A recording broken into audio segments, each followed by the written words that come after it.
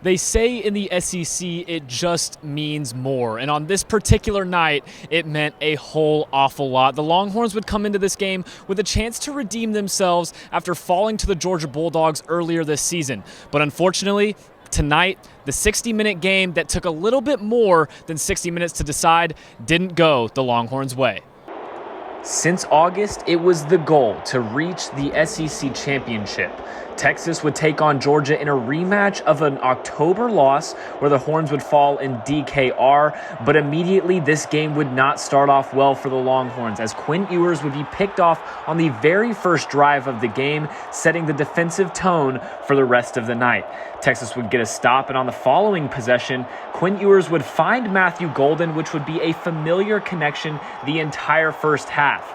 Texas would unfortunately have to settle for a field goal, which was an all too familiar sight for these teams, failing to get into the end zone even one time in the first half.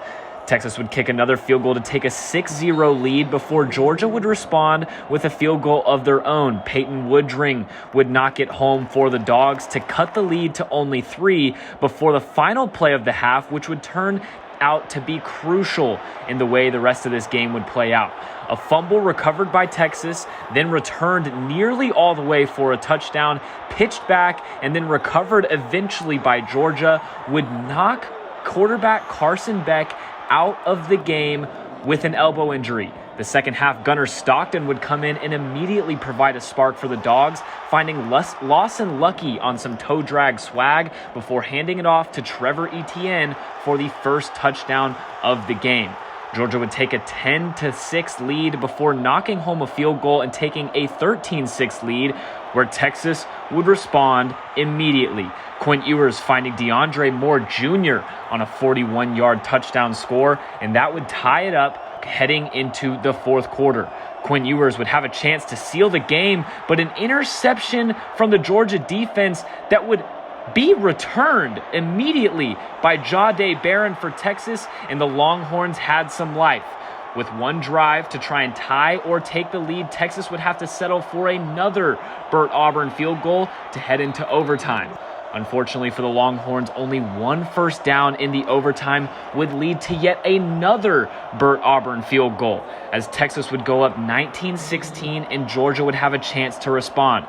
Gunnar Stockton would take off and get smacked by Andrew Makuba, knocking him out and bringing in quarterback Carson Beck, who would hand it off to Trevor Etienne to take home the SEC championship.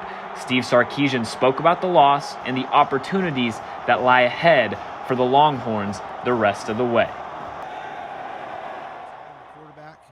I thought our guys showed a great deal of resiliency and fight today to fight back, to force overtime.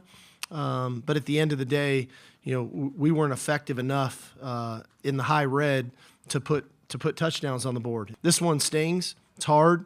But we get a chance to regroup here in a couple weeks and get into the college football playoff and go compete for a national championship. And I think we're plenty good enough to go win that. But we're going to need to get healthy so we can put our best foot forward to make that happen. By the time you're seeing this, we'll know exactly where the Longhorns land in the college football landscape. With a chance to prove that they're still the best team in all of college football, they'll need to do a couple things. Get healthy and get their run game back on track. If they do both of those things, I like the Longhorns' chances. For TSTV Sports, reporting from Atlanta at Mercedes-Benz Stadium, I'm Justin Goosman.